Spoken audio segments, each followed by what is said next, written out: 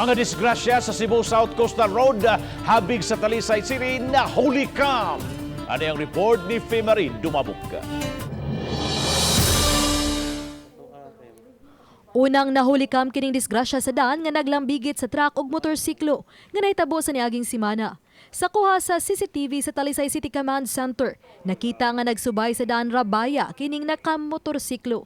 Apan sa dihang padung ng muliko, ang truck nga nagsunod ni pidpid o ni saghid sa motorsiklo hangtod nga naguyod ang motorsiklo. Sa laing kuha sa CCTV, makita nga natumba na ang motorsiklo ug swerte na lang nga wa ra maunsa ang driver gang angkas niini. Ang driver daling ni duol og nigakos sa babaeng angkas. Unang nakabarog ang maong babae, unya ni sunod ang katong maong lalaki kaysa may duol diya sa ligid.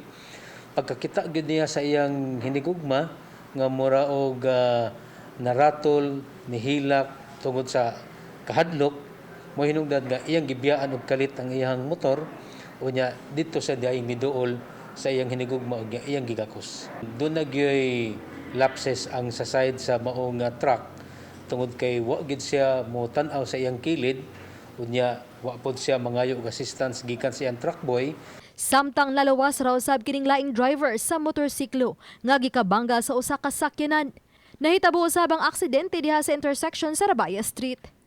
Pahimangno sa City Toda sa mga motorista nga dili magpataka og padagan ilabi na sa mga lugar nga adunay intersection susama na lang niini. Dili lang yun mag-expect nga sila mo'y pabor pirmi sa daan. Kung dili, tan-aon gid og siguro ang daan before tamo-tabok. Parihong nagkasettle ra ang mga driver sa sakyanan ug motorsiklo nga nailambigit sa duha ka disgrasya sa daan. Uban ni Cleofer Lumayag. Ako si Femari Dumabok. Balitang Bisdak.